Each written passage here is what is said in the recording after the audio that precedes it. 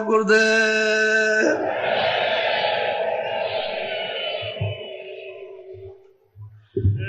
जय गुरुदेव। नाम किसका? माता। उसे कोई नहीं छुड़ा सकता। अगर कोई छुड़ा सकते हैं तो सत्पुरुष संत तो छुड़ा सकते हैं, उनके पास तो छुड़ाने का पूरा अधिकार है। लेकिन और किसी तरह से भी ब्रह्मा विष्णु महादेव चाहे तो नहीं, ईश्वर और ब्रह्म चाहे तो नहीं छुड़ा सकते। ये जीव हिंसा हत्या भोगनी पड़ेगी। तो मेरी ये आपसे सबसे प्रार्थना है कि उधर से मुख मोड़ो और अनाज, साग, सब्जी, फल, दूध, घी इत्यादि इत्यादि बहुत व्यंजन है, बहुत प्रकार के फल है, इनका सेवन करो तो मन, बुद्धि, चित्त ये पवित्र रहेगा और इनसे काम, क्रोध, लोभ, मोह, अहंकार ठंडा रहेगा। ये चीजें सब उत्तेजित है और ये तो दुनिया के काम में भी पूरी पूरी बाधक, परिवार में, समाज में, तो भगवान के चिंतन में तो अतिशय, वो तो इनका उनका कोई मेल बैठेगा। इसलिए इनको तिलांजलि दे दो कि जो हमने किया है वो तो करते हैं, अब इसको नहीं करें। ऐसी मन में जब आप स्वयं निश्चय करोगे, धारणा मन में प्रतिज्ञा करोगे कि ये काम नहीं करता, तो देखो थोड़े दिनों के बाद तुम्हारे हृदय में दया का कितना बड़ा विकास होता है और बुद्धि विवेक जागेगा। फिर देखो कि सत्संग में कितनी रुचि आती है कि बिना सत्संग के आपका मन भाएगा ही, अच्छा ही लगेगा। फिर तो यह होगा कि सत्संग मिलना चाहिए। तो जितनी चीजें ये छोटी छोटी जो पहाड़ हो ये बताई जाए तो इनका विसर्जन कर दो। ये समझ लो कि हमने जान में किया, अनजान में किया था, हमको जानकारी इस संबंध में नहीं थी। अब जब जानकारी हो गई तो डबल मार। पहले अज्ञान, अनजान करते थे, आपको पता नहीं था। अब सत्संग से ये मालूम हुआ और फिर आप इस पर करोगे तो डबल से भी डबल मार, फिर बहुत अधिक अपराध बन जाएगा। तो उसको आप हटा दो, अच्छा रहेगा। और जो साधक होते हैं, जो प्रेमी होते हैं, जो भक्त होते हैं, गुरु के आज्ञाकारी होते हैं कि उनके बगैर कुछ नहीं करते, हर इच्छा को अपनी उनमें लय कर देते। और ऐसे गुरु भक्त जिनमें प्रीत, प्रतीत, आस और विश्वास और साधना तन्मय होकर के करते हैं, उनको प्राप्त होता है, अनुभव होता है। जब उनको अनुभव होने लगता है तो अपने गुरु से पूछते हैं कि महाराज आप ये बहुत भांत भांत के आप वचन सुनाते, लेकिन ये नहीं बताया कि आप कौन हो। कुछ अपना भेद तो बता दीजिए कि आप है कौन और क्या चाहते हैं हमसे। हमारे ऊपर इतना दबाव क्यों डाला, यानी जोर दिया जा रहा? तो बहुत प्यार से वो भक्त वैसे जगी हुई सूरत है, सो नहीं रही, जाग गई। पूछती है कुछ अपना भेद बताइए जिसमें हमारा भी हित होगा और ये बेचारे जितने भी हैं इनका भी कल्याण हो जाएगा। तो भक्त अपने स्वामी से ऐसा प्रश्न करते हैं जो सबके लिए हो, किसी एक के लिए नहीं, सब को लाभकारी। तो आज थोड़ा सा भक्त का प्रश्न और स्वामी का उत्तर वो आपको बताया जा रहा है। भक्त भक्ति होते हैं, उन भक्तों की तारीफ महिमा कोई कर नहीं सकता, ऐसे भक्त होते हैं। अब वो जो कुछ भी कहेंगे उसको आप बहुत ही ध्यान देकर और सुनेंगे और बुद्धि से सोचेंगे। बोलो। तब सूरते पूछे एक बाता, स्वामी देव भेद व्याख्याता। तो सूरत में जो जाग गई मनुष्य रूपी मंदिर में, वो पूछती है कि स्वामी आप अपना भेद वर्णन कीजिए, एक ही बात कीजिए, ये अपना तो भेद कम से कम बताइए कि आप चाहते क्या है, क्या हमारे सबके साथ करना चाहते हैं? बोलो। तब स्वामी ने वचन उचारा, मार्ग कायो भेद बता। बड़े प्रसन्न होकर के उन्होंने उस सूरत को उत्तर दिया कि जो तुम पूछ रही हो बिल्कुल ठीक है।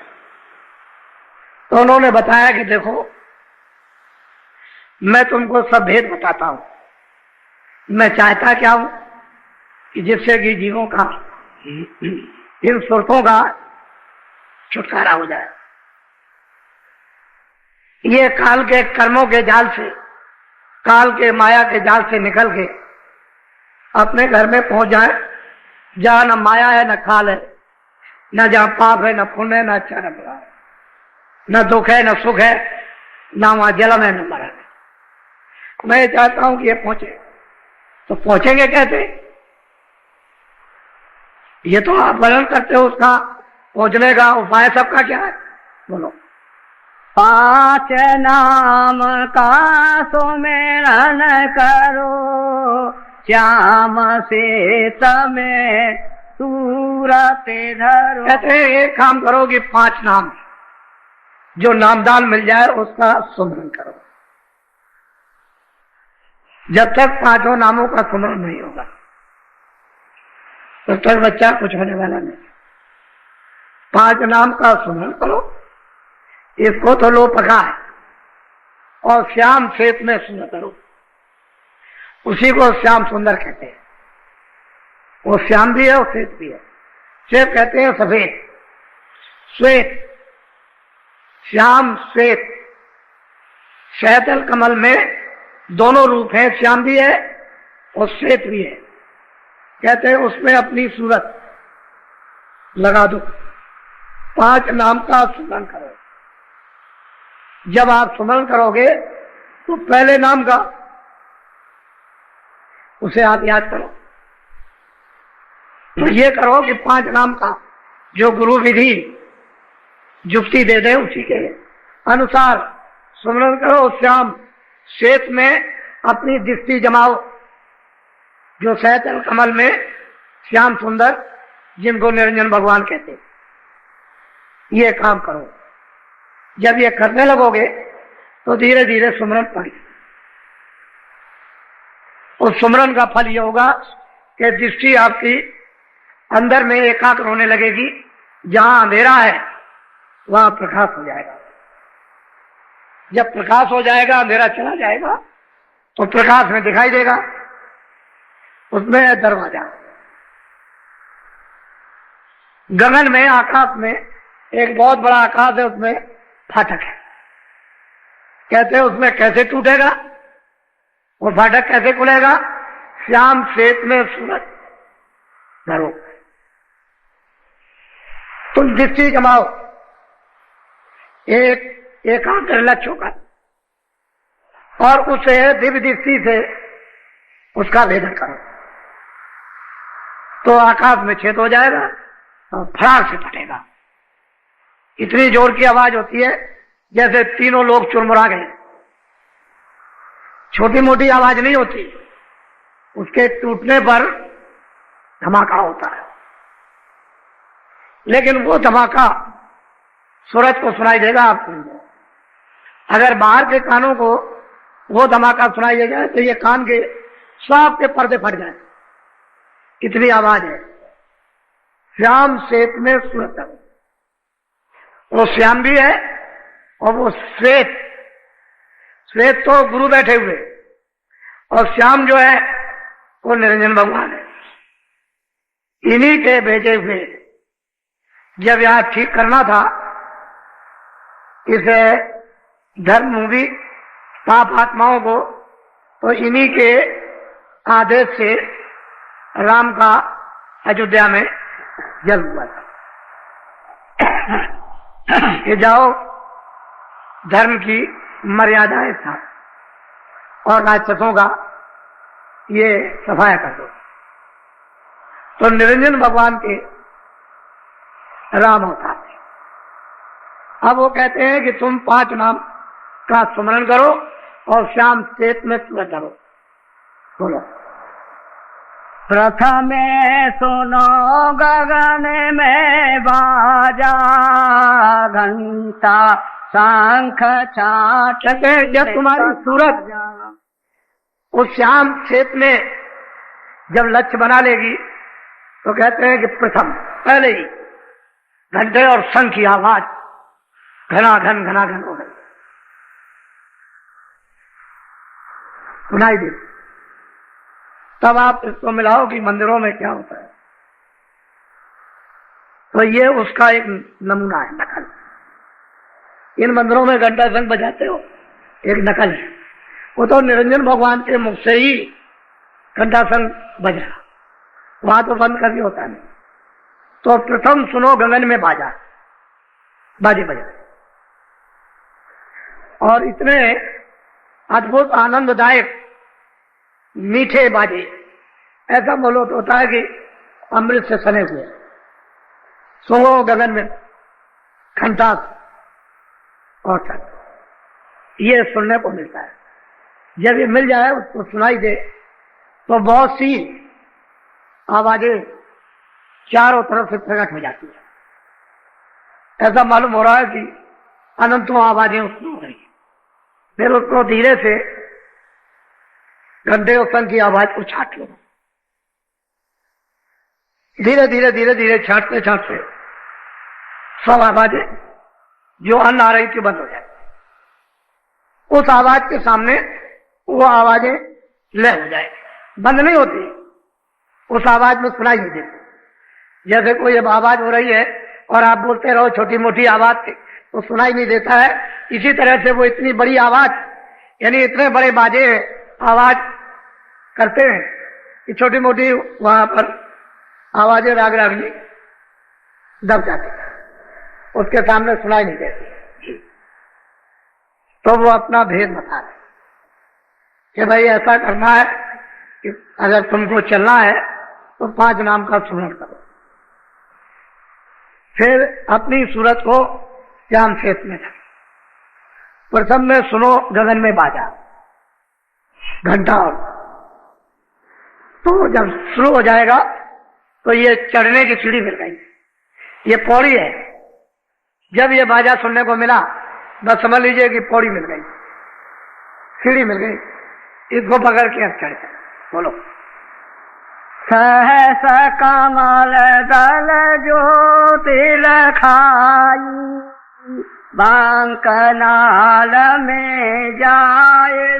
कहते हैं कि ये हमने देखा, सूरज तू उधर चल, ये है, ये त्रिलोकी का नाथ है और 3 लोकों का मालिक है। ये पिंडलोक और अंडलोक और ब्रह्मांडलोक, उसका ये मालिक नाम सैदल कमल में विराजमान है। इनकी आवाज घंटा, इसको सुनो और इसमें मिलो, लय हो जाओ, तो ये खबर पड़ेगी कि ऊपर से भी आवाज आ रही और भी कुछ आ रहा। बोलो। ओंकार और राध धोने लाई, आगे पहुंची सोन लगा। कहते हैं कि वहां ओंकार की धुन, ओम की, वहां इतनी मधुर मधुर